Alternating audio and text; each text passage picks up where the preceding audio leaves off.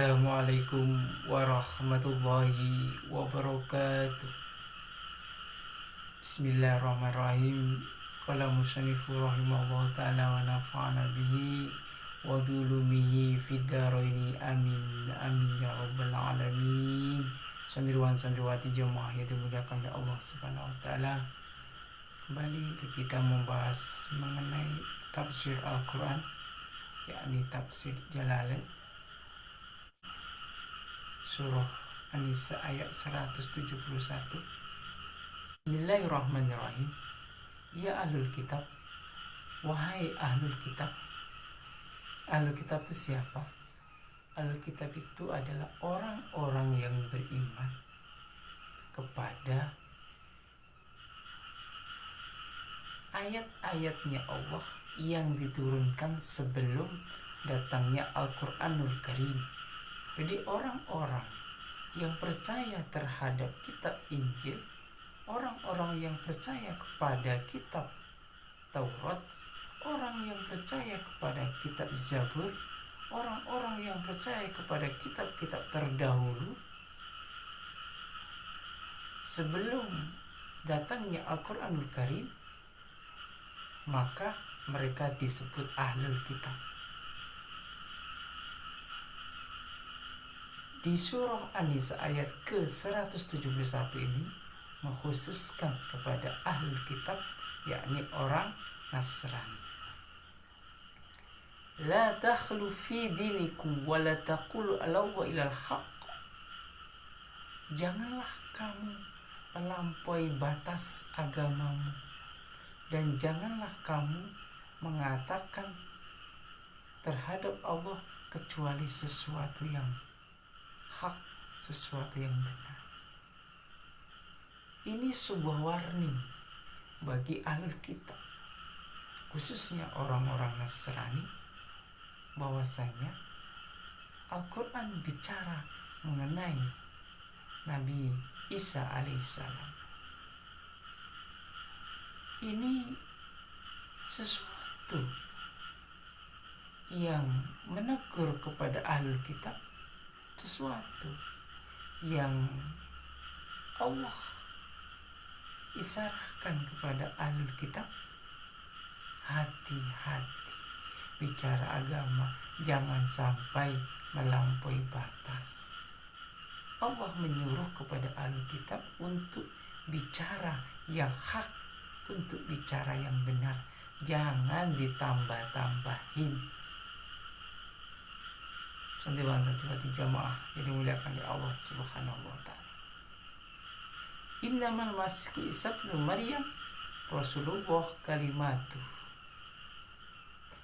Sesungguhnya litauhid, menguatkan, meyakinkan kepada umat manusia, khususnya ahlul kitab, umumnya kepada kita semuanya. Sesungguhnya Al-Masih, maksudnya Isa ibnu Maryam, adalah utusan Allah yang diciptakan dengan kalimatnya. Nabi Isa itu utusannya Allah, Rasulnya Allah, Nabinya Allah, yang diutus oleh Allah Subhanahu wa taala pada zaman itu. Artinya bukan zaman era sekarang, tapi zaman era sebelum datangnya Nabi Muhammad sallallahu alaihi wasallam.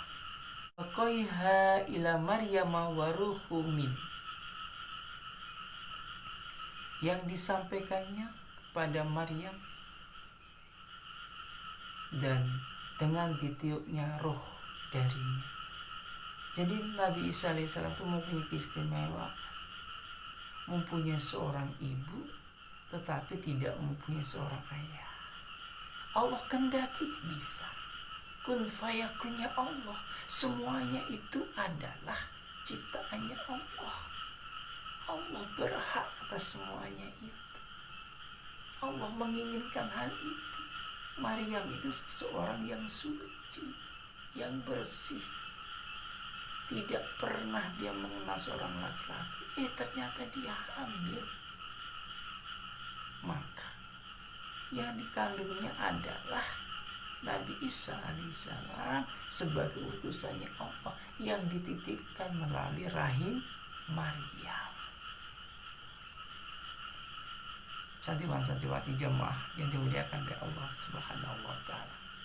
Fa aminu billahi wa rasulih wa la taqulu salasah. Maka berimanlah kepada Allah Subhanahu wa ta'ala dan Rasulnya, dan janganlah kamu mengatakan Tuhan itu 3.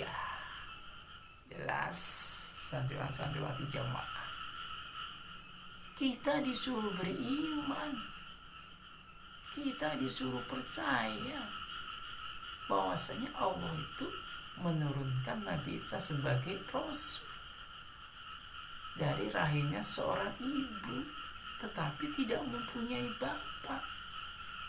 Ini kehendaknya Allah, keesaannya Allah. Tidak bisa kita buat-buat seperti layaknya manusia yang lahir ada ayah, ada ibu. Tidak ada di zaman era modern yang sekarang ini seseorang lahir tanpa seorang ayah atau tanpa seorang ibu. Tetapi proses ilmiah, tetapi ini memang luar biasa. Allah berkehendak, kun fayakunnya Allah, tidak bisa ada yang melawannya. Kehendak Allah, kita hanya bisa aman, beriman kepada Allah Subhanahu wa ta'ala. Jadi Allah itu jelas, Allah itu esa, Allah itu tunggal, tidak salasah, tidak 3. Tuhan ayah, Tuhan ibu, tidak ada. Yang ada adalah Allah Esa. Berarti Nabi Isa itu bin Maryam, tidak ada ayahnya. Allah berkehendak demikian. Santriwan-santriwati jamaah yang dimuliakan oleh Allah Subhanahu wa ta'ala. Innallaha ilahu wahid. Sesungguhnya Allah Subhanahu wa ta'ala itu wahid, esa, satu. Allah itu satu, tunggal, tidak ada duanya. Itulah Allah.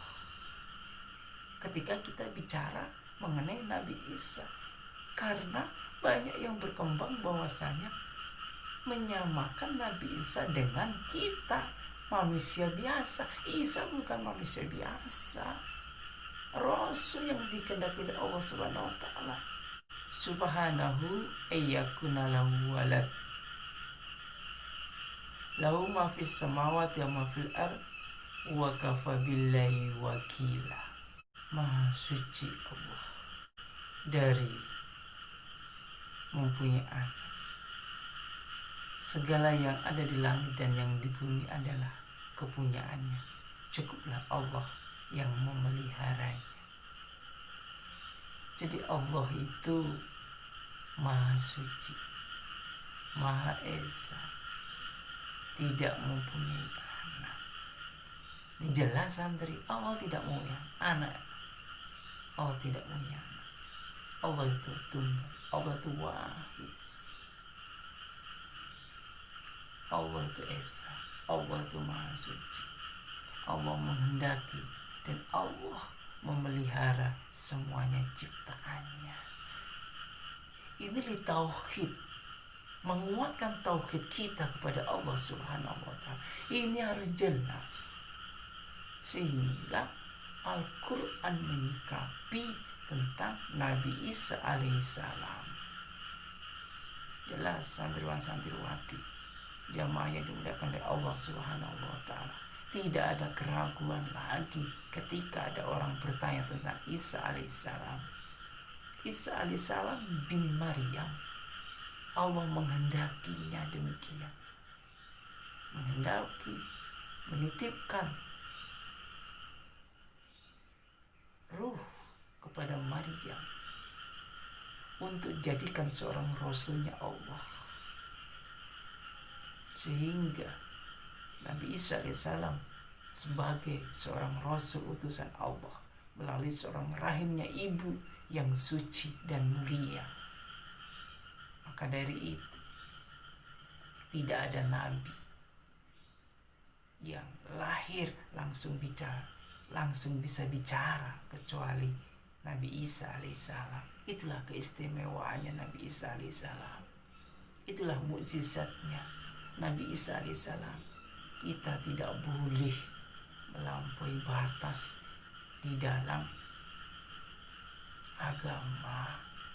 Artinya di dalam menjelaskan mengenai Nabi Isa.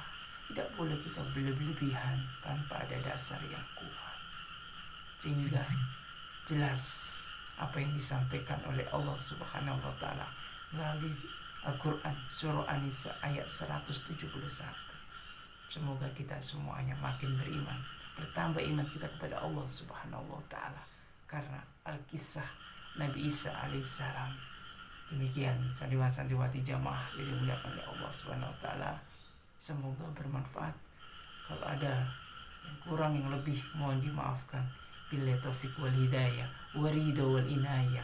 Assalamualaikum warahmatullahi wabarakatuh.